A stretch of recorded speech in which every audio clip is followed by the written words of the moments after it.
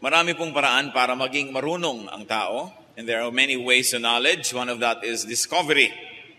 Discovery can be very worthwhile, but it's also difficult, laborious, costly. One way to knowledge is learning from others, from the experiences of others. It can be less dramatic, but it's also less difficult and definitely less costly. What is the best way and one of the easiest ways to learn in life and to gather knowledge is to learn from the Bible. Very especially to learn from the most knowledgeable and the wisest man in the Bible, Solomon. 1 Kings 10:23-24.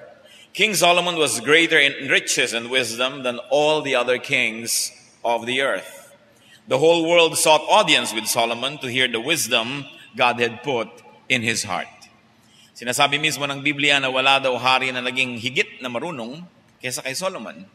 At ang lahat ng mga ambassadors ng napakaraming mga heads of state and very important men and even women went into Solomon's company and sought his wisdom. At yun din ang gagawin natin ngayon at nang tayo makinabang sa ibinigay sa kanya ng Panginoon na karunungan. Ang pamagat ng ating pag-aaral, Wisdom of Great Weight from Ecclesiastes 8. Thank you, Father, that you are wise, and thank you that you have gifted us with wise men and women over the ages. Nawa, Panginoon, kami makinabang sa karunungan na ibinigay mo sa mga nauna sa amin, lalong-lalo sa karunungan na ibinigay mo kay Solomon. We ask you, Lord, to cleanse us, fill our longings, answer our questions, strengthen our weaknesses. Tapunan niyo po ng liwanag ang aming mga kadiliman at nasa ganon kami matuto at na ang buhay na inilaan mo para sa amin ay aming maunawa o dili kaya ay aming maipamuhay sa pinakamabuti at mabungang paraan. Quiet our hearts, O God. Teach us to focus our attention on you alone. Take care of our cares, our worries. Strengthen our bodies. Sharpen our minds. Prepare our hearts to hear your voice. May you be our speaker, O God. Use your servant only as your instrument. Walk in our midst. Dispense blessings. Lift up only your name. Protect our loved ones who are not with us right now. Protect even our homes and the things that you have given us. May you protect us from assaults of evil men and evil spirits. And protect us from lies and falsehood. We seek your truth, Father. And this we ask in the name of Jesus our Lord and Teacher. Ecclesiastes 8. At sa ating mong pag-aaral ng maraming mga karunungan at hindi natin kayang ubusin isang maghapon ng laman ng isang chapter lang, subalit tatangkain natin na kuhanin yung mga relevant sa ating buhay ngayon. But do not just hear. As Ecclesiastes 8 is discussed, immediately find your personal applications. Because the Word of God is discussed not to entertain, not to inform, but to change our lives. Ecclesiastes 8, verse 1, who is like the wise man, who knows the explanation of things? Wisdom brightens a man's face and changes its hard appearance. Sino daw po ang tunay na marunong? Makikita mo lang daw sa hilat siya palang ng pagmumuka kung ang tao ay may kaalaman. Because wisdom makes you cheerful. So yung tunay na may pag-unawa sa buhay ay hindi parang Biyernes Santo lagi ang pagmumuka. Hindi laging nakasimangot, hindi laging naguguluhan, hindi laging nalilito. Nahahanapan niya at natatagpuan niya ng kasiyahan ang buhay. Wisdom gives you a smile. So wise counsel lets you see the humor of life, the scheme of things, and your part in the scheme of things. Kung tayo po ay may karunungan, nakikita natin kung anong bahagi natin sa mundong ito at anong bahagi ng mundo sa atin at kung paano tayo gagalaw, saan tayo tatayo sa tamang panahon. The part of your situation in the scheme of things and understanding that part will make you cheerful. Therefore, if you are wise, you're able to place or contextualize details in the scheme of life. You see logical connections. You see causes and effects. And you're able to charge numbers to statistics. Pag sinabi mo, talagang ang tao, siguro sa mga bawat 10 pagtatangka niya, ay magkakaroon siya ng mga 4 na tagumpay. Kung nakakarating na po tayo sa ganung uri ng mga conclusion, then you charge your failures to statistics. When you fail, sabi mo, yan yung 6 out of 10. So, nakaka-6 na ako, ang 4 na lang na natitira ay tagumpay. Pag nakikita na natin yung mga ganyang batas ng buhay, hindi na tayo sobrang naguguluhan at nalilito at naliligalig. Wise persons humor life. And they find humor in life, they adjust to life, and they soothe life with a positive attitude. Napakalungkot naman na malapit ka na lang gumraduate, tinatawag ka na lang ng hukay, ay hindi mo pa naunawa kung ano talaga ang mga nakakatawa lang sa buhay na hindi ka dapat masyadong seryoso. Kung ano mga bagay na talagang nangyayari at kailangang tanggapin na lang at hindi na kailangang labanan pa. At kung ano mga bagay na kukunti lang naman ang kinakailangan talagang mapalitan. Kung napakaraming dapat palitan sa mundo, dapat pinalitan na yan ng Diyos nung palang nilikha niya ang mundo. At maraming mga tao, hirap na hirap sa buhay kasi pinipilit na lang palitan ng lahat. Samantalang itinakda na ng Diyos na ganun yun. Yung mga sumasabay sa agos, sumasabay sa takbo ng panahon, ang mga tao makakahanap ng kaligayahan at kasiyahan sa buhay. Ecclesiastes 8:2-5. Obey the king's command, I say, because you took an oath before God. Do not be in a hurry to leave the king's presence. Do not stand up for a bad cause, for he will do whatever he pleases. Since a king's word is supreme, who can say to him, "What are you doing?" Whoever obeys his command will come to no harm, and the wise heart will know the proper time and procedure. So pumalaot agad si Solomon sa kanyang discussion sapagkat siya'y hari. Alam niya ang kapangyarihan ng hari at alam niya na useless na bumangga ka na bumangga sa hari nang wala ka namang tunay na dahilan. Sabi niya, do not needlessly oppose the powerful. You want to be happy in life? Do not needlessly oppose the king. Do not needlessly oppose legitimate power. Sinabi niya, this is the king to whom you took an oath before God. In other words, this is not just a king, this is a God-installed king. A king that enjoys legitimation from God. And therefore, the people took their oath to be obedient to this king. Sabi niya, anong mapapala mo na lagi mo na lang yan babanggain? Because power and God Himself is on the side of legitimate leadership. Napakarami mga tao buwangga ng bangga sa pader. Lagi na lang malungkot si tatay dahil nakaaway na naman yung supervisor, binangga na naman niya yung manager, pati presidente ng kumpanya gusto niyang suwagin dahil para siyang lagi na lang may revolusyon, lagi na lang siyang merong pinaglalaban, meron na lang siya laging pakikipagtunggali kahit sa kalit-liitang sales clerk, pati security guard sa pinto, nakakaaway. Paano ka sasaya? May barilyo, kung binaril ka, di tama ka nga, patay ka naman. Sa traffic, nakikipag-away ka, nakikipag-gitgita ka kahit right mo. So nabangga ka, nagkakupi-kupi ang iyong sasakyan, nabaldado ka, pero right ka nga, pero lumpo ka naman. So may mga bagay na hindi mo na kailangan pinagbababangga. Nakikipag-away ka sa jeep, sa sukling 5 na hindi binigay sa'yo, sinaksak ka tuloy. Dapat alam mo kung ano mga giyera ang dapat mong labanan at mga giyera, pinapalampas mo na lang. Even major trains stop only at major stations. Transcontinental trains stop only at major capitals. So you choose your battles. At yung lagi na lang nakikipagtunggali sa may kapangyarihan, anong mapapala mo nun? Lumalabang ka sa agos. Lulungkot ka lang sa buhay.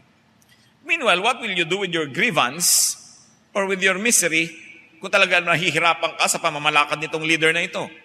Ecclesiastes 8:6, sabi ni Solomon, for there is a proper time and procedure for every matter, though a man's misery weighs heavily upon him.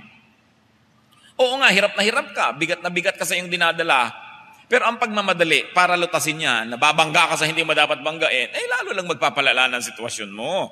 Sabi ni Solomon, observe proper time. Observe and study and wait for the proper time. Employ proper procedure. In life, there will always be power structures. There will always be persons who are more powerful than you. Do not needlessly oppose them. Except for very few meaningful moral crusades, do not go to needless wars. Do not go to needless battles, especially against the powerful.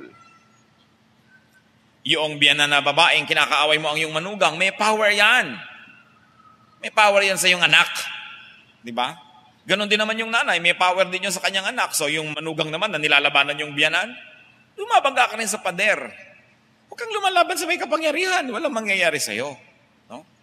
Kaya maraming mga buhay ang hindi masaya. Hindi na pumipili. Yung kapitbahay mo, makikipag-away ka. May kapangyarihan yun kasi araw-araw dumadaan ka sa kanya. Araw-araw makikita mo siya. May kapangyarihan din niyang manginis. May kapangyarihan niya na bumarabara doon at paguluhin ang buhay mo. So bakit mo babanggayin? You will achieve a lot more by sailing with the wind. And you will struggle a lot less by going with the flow. Maliban na lang sa mangilan-ngilan na talagang konting-konting moral crusades na dapat na panindigan, hayaan mo na lang yan, sumabay ka na lang sa agos ng buhay. Even able captains are able to turn the fiercest wind into a friend. At yan ang tunay na husay ng mga kapitan ng mga barko. Lalo nung araw ng mga sailing ships na umaasa lang sila sa takbo ng hangin. Ang tunay na mahuhusay ng mga kapitan at mga piloto ay nakikinabang anuman ang ihip ng hangin at saan man ito umihip.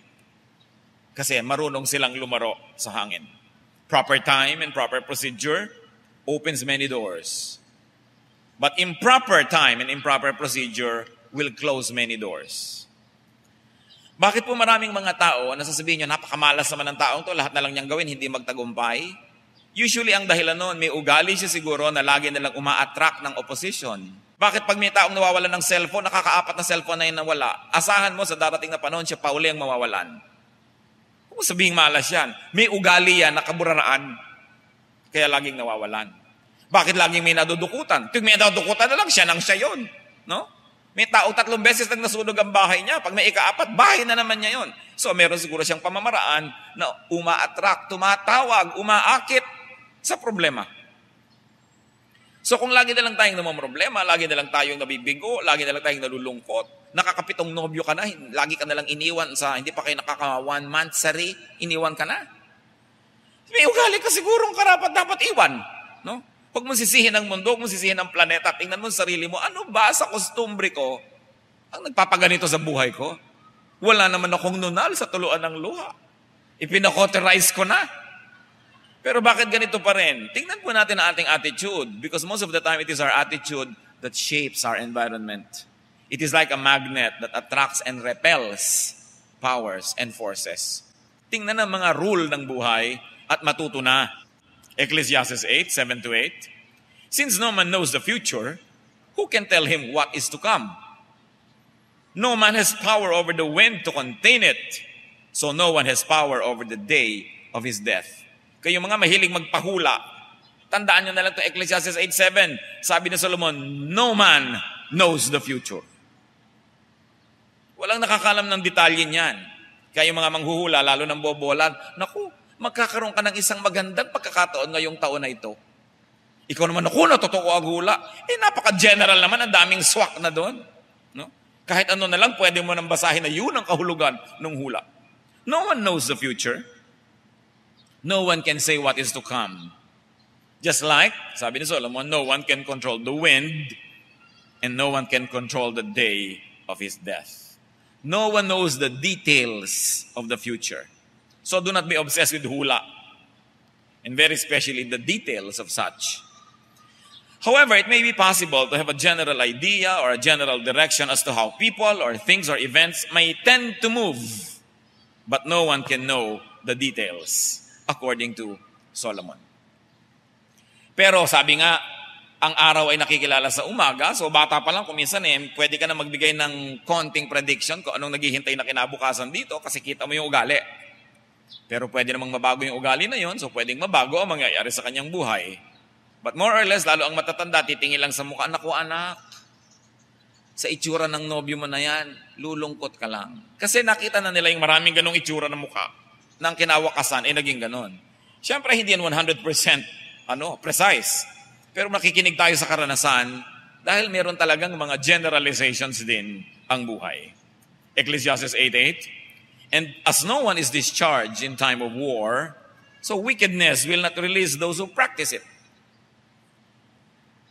Nakikita natin yung salad ng wisdom dito sa chapter 8. Bigla-biglang kumakambyo, iba na naman ang topic.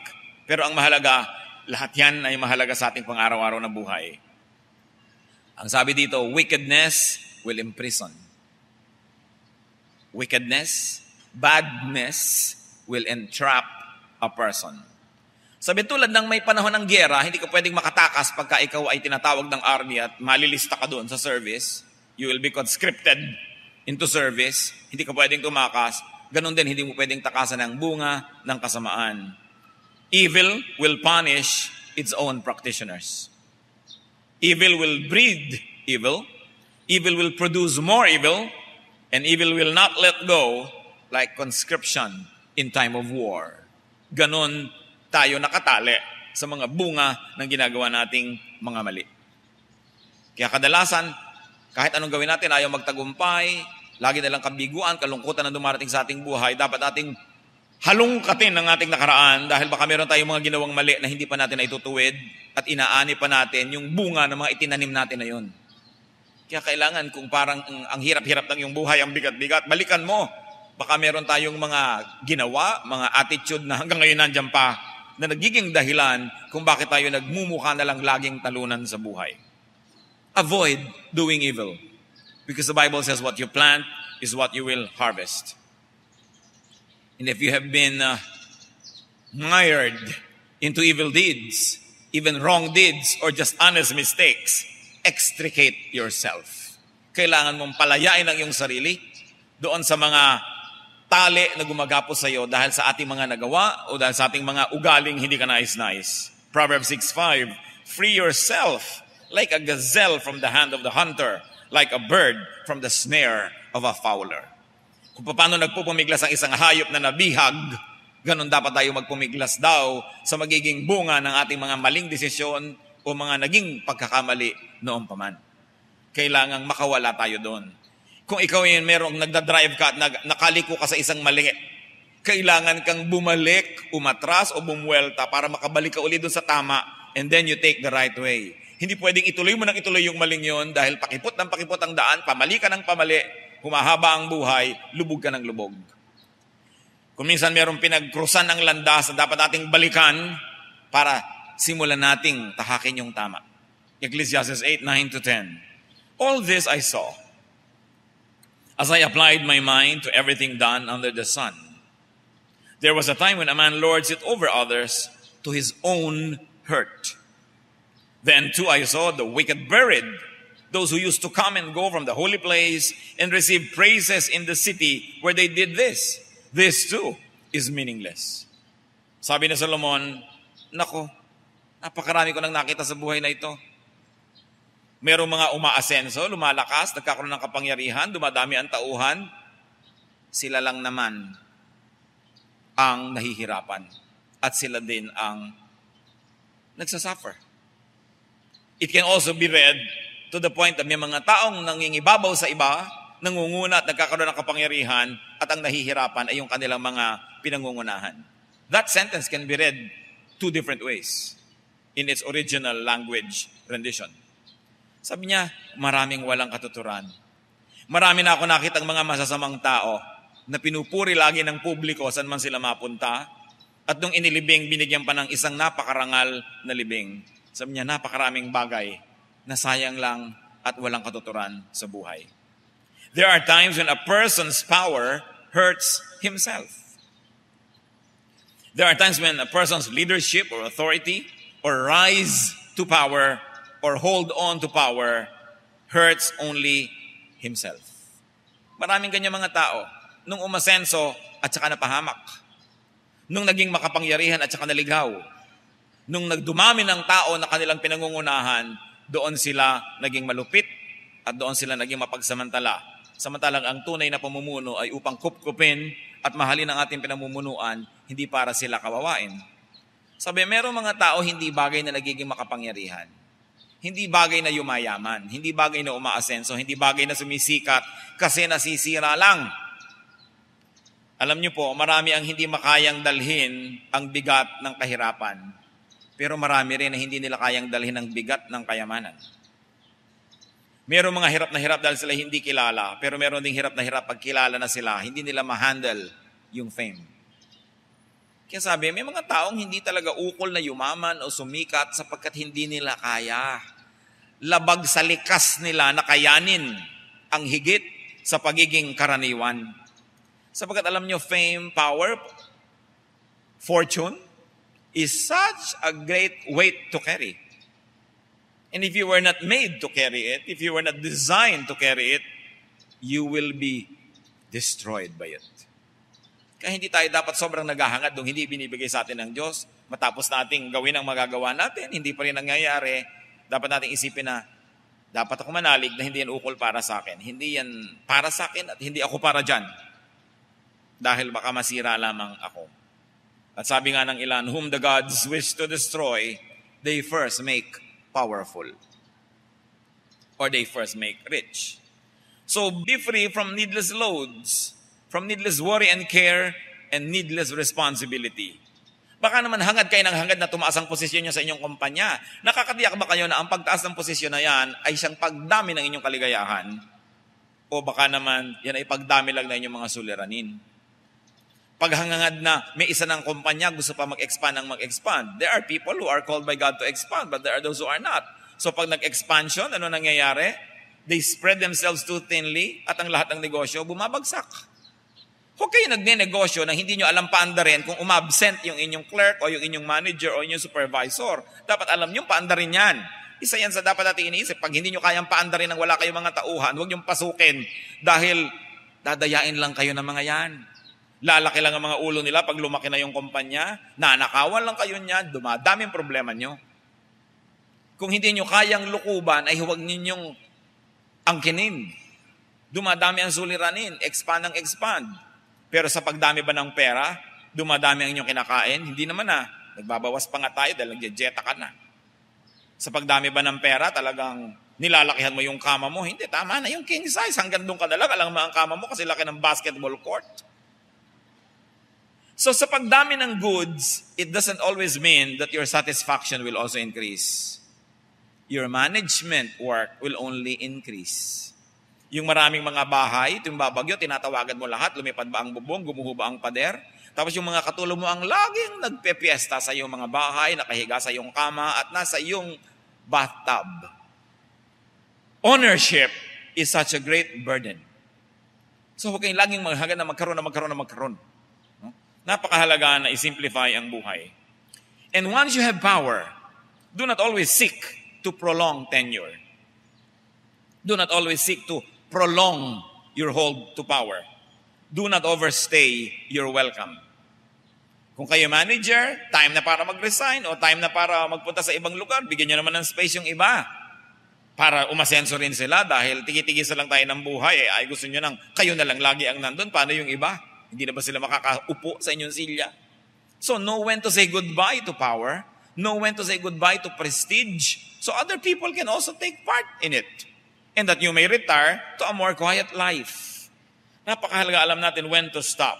Proverbs 15:17 says, better a meal of vegetables where there is love than a fattened calf with hatred. Mabuti pa daw na ang pagkain ay gulay na lang ang ulam, bulang lang, kaysa sa lechong baka na lagi na lang may gulo. Alam nyo po kasi nung araw, yung pagkain na gulay, ina-associate yan sa poverty. Pero ngayon, siyempre, yung mga super rich, ganun na rin ang ginagawa nila. Puro gulay-gulay na lang kasi uso ngayon sa mga diet-diet yan. Pero nung araw, pagka gulay, ay mahirap. Kaya sabi sa Bible, mabuti pang gulay na lang ulam mo na tahimik ang buhay mo. Kaya sa piyesta ka ng piyesta, pero wala ka rin namang gana dahil ang gulo-gulo ng buhay mo. So you should know when to stop. No? Mabuti na yung simpleng masaya kesa maluho na magulo. Ngayon, kung maluho ka na, masaya ka pa, well, double blessing. Take it and receive it and share with others. But kung pipili lang kayo sa dalawa, you should have less to worry about so that you will enjoy more. So do not overstay your welcome. Especially in leadership, we must discern if a leadership or a leader hurts the people. If a leadership hurts others, we must have a way to reject that leadership. Because leadership is meant to take care of the people, not to terrorize people, and not to take advantage of people. So kailangan ng tao lagi nag-iisip. Hindi lang tayo para mga hipong tulog na dinadala ng agos. There was another observation of Solomon, that there are wicked people who die and get buried with honors. Sabi niya, huwag kayo masyadong humahanga sa mga magagandang libing kung minsan mga walang kakwenta-kwentang tao yung nabibigyan ng mga magagandang libing. This is meaningless. Sayang lang. So mga kapatid, Pag pinakinggan natin si Solomon, sabi niya, naging leader na to, naging makapangyarihan na, pero hindi siya naibig ng tao, tapos pinupuri-puri pa siya. This is wrong. So minsan ka lang mabuhay sa mundong ibabaw, gandahan na, galingan, at baitan mo na. Kasi minsan ka lang namang mabuhay. How would you like to be remembered? How would you like to live your life? Huwag ka na yung kilala ka na lagi kang sisungit, lagi kang sisuplada, lagi kang si ganito't si ganon, si reklamadora. Minsan ka lang mabuhay, baitan na. No? Mag-e-enjoy ang iba, mag-e-enjoy ka rin, and this is life. Ecclesiastes 8:11, when the sentence for a crime is not quickly carried out, the hearts of the people are filled with schemes to do wrong. Tama nga naman. Kung may nagkakamali at hindi pinaparusahan ng makapangyarihan yung nagkamali, hindi itinutuwid, ang lahat ng tao ay aambisyoning magkamali na rin sila. Lalo't ang pagkakamali ay nagbibigay ng pera o kaya ay kapangyarihan o iba't iba pang mga biyaya sa buhay. Ecclesiastes 8:12-13, although a wicked man commits 100 crimes and still lives a long time, I know that it will go better with God-fearing men who are reverent before God. Yet, because the wicked do not fear God, it will not go well with them, and their days will not lengthen like a shadow. Anong sinasabi na naman dito ni Solomon? Although some bad people may have a good life, it's still better to be good in life. Hindi po ba nakakakita tayo ng mga masasamang taong yumayaman, umaasenso?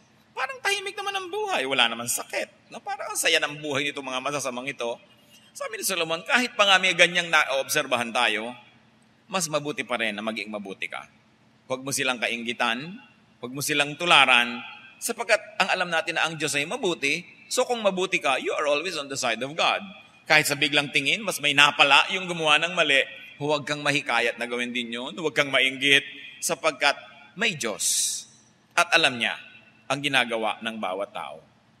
Said another way, the observation of Solomon can be said as this: some bad people live long and they have enjoyable lives in spite of the saying that bad people will not prosper and will not live long.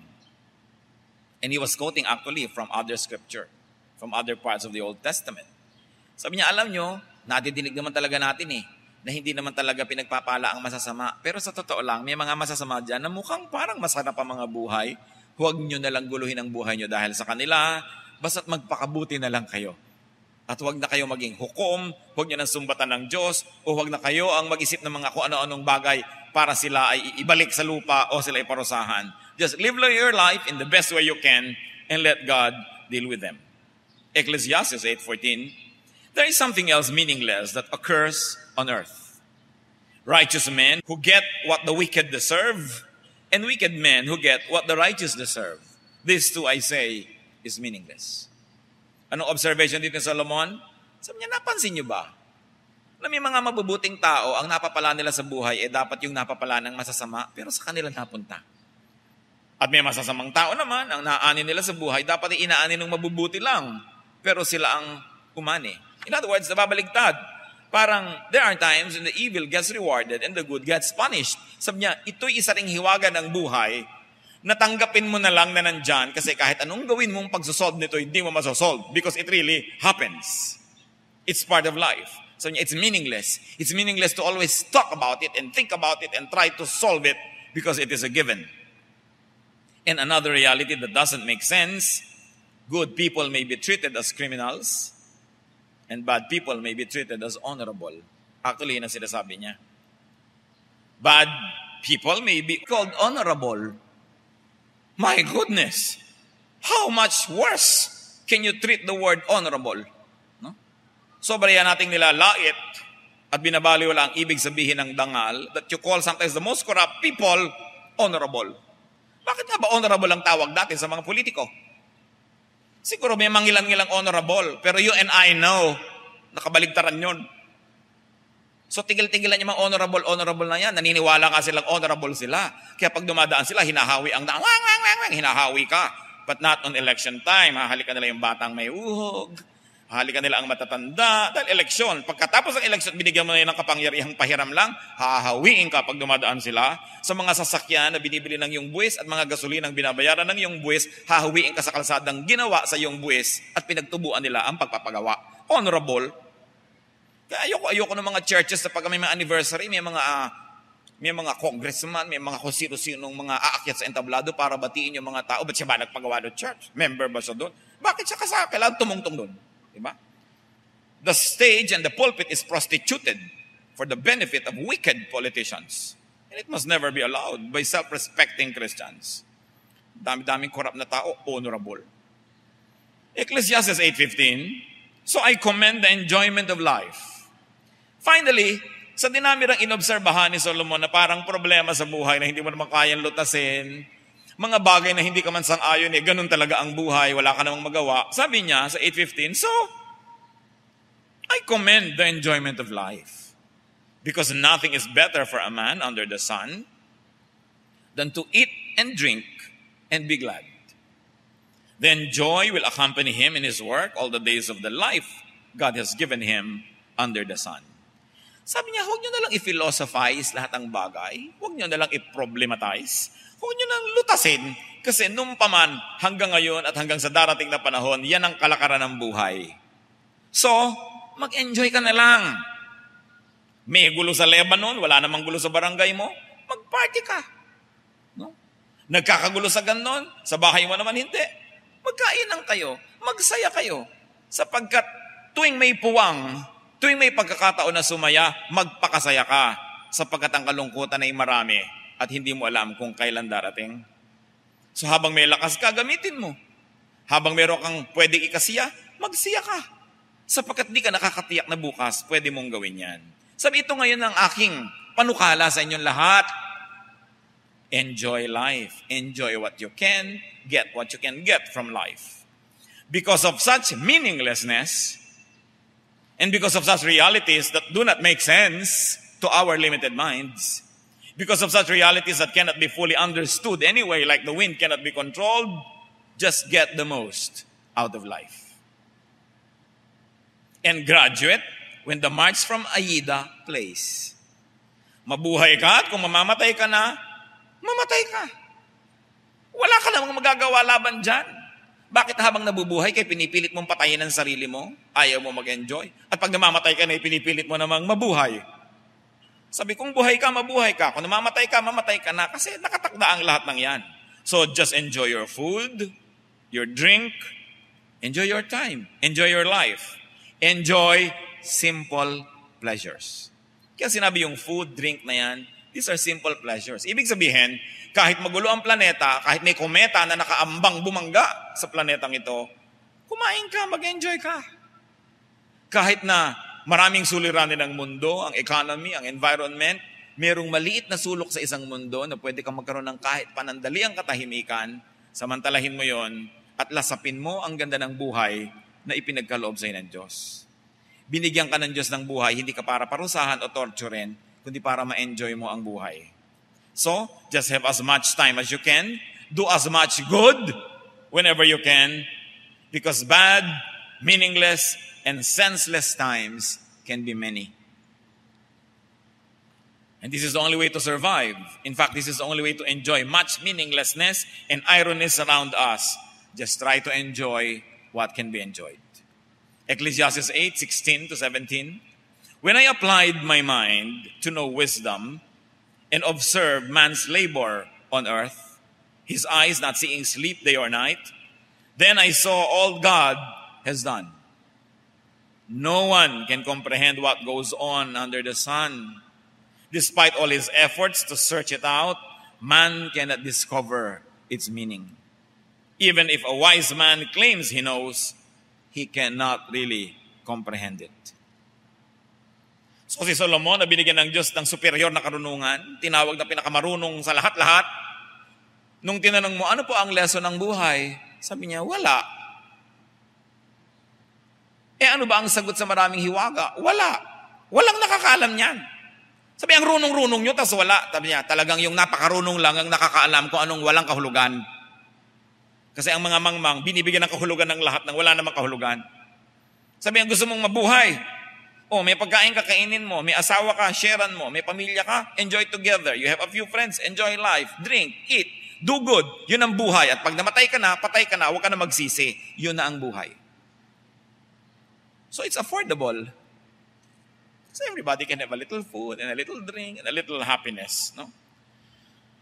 So kung tinatanggap lang sana ng mga know-it-all theologians, itong sinasabi ni Solomon na wala naman talaga nakakaalam niyan, hindi sila magdudunong-dunungan at hindi nila tayo papatawan ng bibigat ng mga katuroan na hindi naman natin masunod. Hindi nila tayo laging pagigiltihin na parang lagi tayong kulang at hindi tayo pabubuhayin na puro na magdusa ka na parang yun ang gusto ng Diyos sa'yo. Because organized religion has glamorized sorrow and pain and has demonized enjoyment. Samantalang itong si Solomon na pinakamarunong na taong binigyan ng Diyos ng superior na karunungan, ang payo, mag-enjoy kayo. Nilikha kayo ng Diyos para tamasahin nyo at lasapin nyo ang kanyang kabutihan, ang kanyang kagandahang loob. Hindi para kayo magpasa ng krus, lumuhod sa munggo, umiyak ng umiyak, magtiis ng magtiis, isuka lahat ang inyong kakainin at ibigay sa relihiyon. Sabi ganon, may tamang sukat ang lahat ng bagay. Kaya pati sa Biblia, sabi, yung 1/10, ibigay nyo yan sa Diyos. May 90 pang natira sa'yo. No? Huwag mo namang ipaluwa lahat at ipabigay na lang lahat. Sabi, ang mga tao nilikha ng Diyos dahil mahal niya. So mga kapatid, huwag nyo nang hanapin ang kung ano ng mga kahulugan ng buhay na what is life? Meron kayong asawa, maging matapat kayo sa kanya. Dahil napakahirap nagtataksil kayo, lagi kayong lito. Pati mga ticket ng bus at kung ano-anong mga nasa loob ng wallet nyo, linis kayo ng linis bago umuwi. Minsan papalaban mo pa yung kwelyo mo dahil nalagyan ng mantika o mantikilya o mamahaling o mumurahing lipstick. Tinitingnan ng asawa yung mga dibdib mo kung may mga pulbos dukesa na napadikit dyan. Mahirap yung double life. Sabi ko noon, love the youth, the wife of your youth. Simple pleasure, simple joys. Get on with life, tumingin ka sa view. Damahin mo ang sarap ng hangin, tingnan mo ang magandang sunset, amuyin mo ang bango ng bulaklak, mag-enjoy ka ng pansit canton, magbigay ka sa mga kapuspalad, at kung namatay ka, di namatay ka, huwag ka na maghanap. Yun ang buhay. So, sarap na lang, enjoyable. Huwag niyo lagi, mga kapatid, isiping magtiis, magtimpi. Parang napaka-killjoy ng Diyos. The make of the human body is very sensuous, and God has given us the senses. Do you think to deny the senses? God gave us our senses so we can fully appreciate the beauty and the pleasures even of life. But do not forget to commit yourself to good deeds, to good things and projects, to do good, but nevertheless to enjoy the good that God does to you. No one can really understand and control and predict life. So huwag nyo na lang laging isipin, yung papa, sana po pagka namatay ako, yung naka-makeup ako. Yung sana pag namatay ako, yung nasa bahay lang ako, nakahiga lang ako. Sana, yung pati ba naman kung paano kayo mamamatay, pinapakialaman nyo pa? Yung kasi nyo, paano kayo mabubuhay? Nasa kamay yan ng Diyos. Just live the best way you can. Maximize your happiness despite, and in fact, because of the many possibilities for sorrow. Napakaraming pagkakataon na ang tao ay pwedeng lumungkot. At sabi ni Balagtas, no, ganun daw ang buhay sa mundo. No? Sa isang iglap, maaaring magkaroon ka ng kalungkutan. Sa isang iglap, maaaring mabawi ang lahat ng iyong mga tinatangkilik. Sa isang iglap, maaaring ang iyong kalusugan ay maging isang uri ng karamdaman. Sa isang iglap, ang mahal mo sa buhay, maaaring mabawian ng buhay. So habang nandyan yan, mahalin mo na. Habang meron kayong pagkakataon, magmahala na kayo. Makipagkasundo ka na dahil ang buhay ay maraming sorpresa. Masama yung kung kailan ka na lamang nasa lungkot, maaalala mo yung mga panahon na pwede kang magsaya, ay sayang, di ka nagsaya. Pag may pagkakataon, lasapin ang ganda ng buhay, ibahagi sa kapwa ang kagandahan ng buhay, tulungan ang mga kapuspalad, but nevertheless, never forget to leave something for you so that you will enjoy it too. God loves us. So you humor life, adjust to life, because it can't and it won't adjust to you. When people live together, some will smile and some will frown, but you need not mind them. Travel on as best as you can. Take them as you find them. Huwag niyong ipagluksa na may mga taong masasama ang ugali. Marami talaga nun. Huwag niyong ikalungkot na marami mga taong mandaraya. Huwag lang kayo yung padaya. Huwag niyong seryosohin masyado ang hirap ng buhay sapagkat sa loob ng mga hirap na yan, there are pockets of enjoyment available, especially to God's people. Take life as you find it. Binato ka, gawin mong monumento. O kung hindi naman, tungtungan mo sa baha ang mga batong ibinabato sa'yo. Huwag kang magreklamong lagi ka nalang binabato, buti ka may libre kang graba. Find what is positive. Anong sabi ng Desiderata? You are a child of the universe, no less than the trees and the stars. You have a right to be here. And whether or not it is clear to you, no doubt the universe is unfolding as it should. Aandar ang mundo, nakasakay ka man o hindi. So sumakay ka na lang. Huwag kang magpaiwan-iwan at magpaarte-arte dahil hindi ka babalikan ng tren. Sumama ka na lang sa buhay. Ang isang taong nawala hindi na babalik. Ang isang linggong nawala hindi na babalik. So nagmukmuk ka ng 3 araw, 5 araw, sinayang mo yon. Samantalang pwede mo sana ipagdiwang ang buhay. Learn from Solomon. Do not problematize life. Life is a gift from God to be enjoyed. It is not a problem to be solved. Enter the stage. Kung baga tayo mga artista o dancer, may entablado, ito ang buhay, ipinanganak ka, enter the stage, say your lines, dance your part, do your best, love and be loved, and exit when the march from Aida calls you. Exit with as much grace as possible. And what you will find out, when you exit from this stage, God is there in the backstage waiting for you to welcome you to another chapter of your meaningful life with God. So live your best. Enjoy life. Do good. Worship God. And then let God do the rest. Heavenly Father, we thank you for life. Patatawarin niyo po kami kung hindi namin naigagalang ang buhay at lagi na lang kami na nagmumukmuk, nagrereklamo, hinahanap ang wala, hinahabol yung hindi naman pwedeng abutan. Ituro mo sa amin, Panginoon, na ang buhay ay maganda. Dahil kayo ang may likha nito. Teach us how to live and how to live with others. How to live harmoniously with others who have different agenda from ours, who have different points of view. Turo mo sa amin, Lord, to be tolerant of other people and other points of view. And to live and to learn to live and appreciate even the beauty of the differences among us. Siya sa atin yung mga buhay namin, Panginoon, kung may ugali kami, kung meron kaming asal na umaakit ng problema, umaakit ng lungkot, umaakit ng pagdurusa at mga kahirapan. Magbulay-bulay tayo mga kapatid sa ilang saglit ng katahimikan. Ipasalamat sa Diyos ang gift of life. Magpasiyasat din tayo kung meron tayong mga paraan ng pag-iisip, ugali o asal na nagpapapangit sa buhay natin. Ihingi natin ang tawad sa Diyos. Sapagkat ang paglapastangan sa buhay, paglapastangan sa Diyos na may bigay nito. Learn how to live life to the fullest. To celebrate every day, every minute, in spite of the many seeming troubles around us. Manahimik tayo, yumuko sa presensya ng Diyos at hingin ng udyok ng Espiritu kung ano ang mga dapat nating idagdag o bawasin sa ating buhay.